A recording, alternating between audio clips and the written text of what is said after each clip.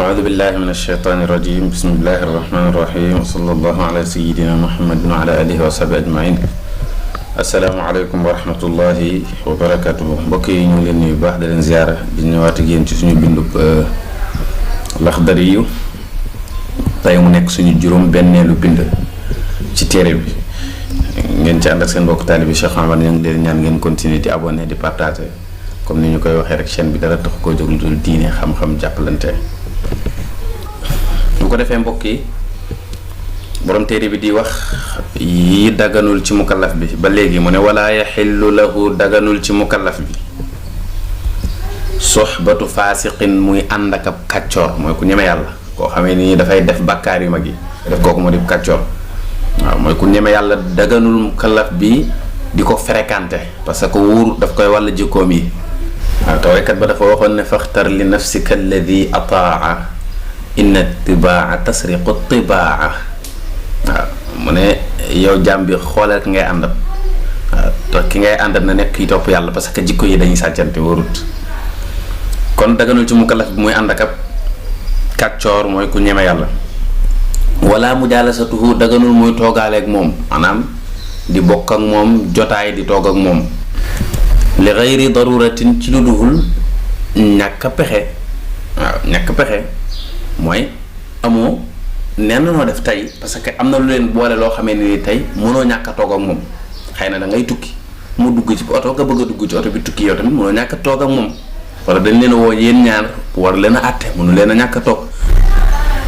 mu ne wala yatlubu wërta sàkku moom mukallaf rida al maxluqina ngërëmul ñi ñu bind waaw mooy mbindee fii ngay sàkk suñu ngërëm bi suxtil xaaliqi ci loo xamee ne ni sànjum yàlla ma nga ca waaw di def loo xamee ne ni yàlla bëgg ko pour nit gërëm la nit kontaan ci yow remercier la daganul mukallaf di ko def waaw ci misaal bu fekkoon tey nit ki kilifaam def na ko demal sàccal ma dara andil ma ko daganul muy dem di ko def parce que bu ko defee kilifaam googu dana kontaan ci moom gërëm ko lool waaye nag yàlla dana mer ci jëfam jooju moo tax daganul mukallaf muy def loo xamee ne ni yàlla daf ci mer pour wut ci ngërëmul koo xamee ne ni mbindeef la rek waaw loolu nag qaala allahu subhanahu yàlla subhanahu wa taala ne wallahu wa rasuluhu axaqu an yurduhu in kaanu muminin mu ne wallahu yàlla wa rasuluhu ak yonentam axaqu moo gën a yey moom yàlla an yurduhu ñu wut ngërëmam léegi daf na yàlla ak yonentam ba pare ne ñu wut ngërëmam waaye li yàlla gërëm loolu la yonent bi gërëm li yàlla gërëm loolu la yonent bi gërëm moo tax jëru nga naan seen ngërëm ñoom ñaar mais ngërëmal yàlla rek axaqu an yurduhu in kaanu muminin bu fekkee ne ay jullit ngeen kon nag lépp loo xamee ne nii mbindeef daf la koy defloo te yàlla bëgg ko bu mu la ko jaral wa qaala alayhi salaam yonent yàlla Muhammad sallallahu alayhi wa sallam ne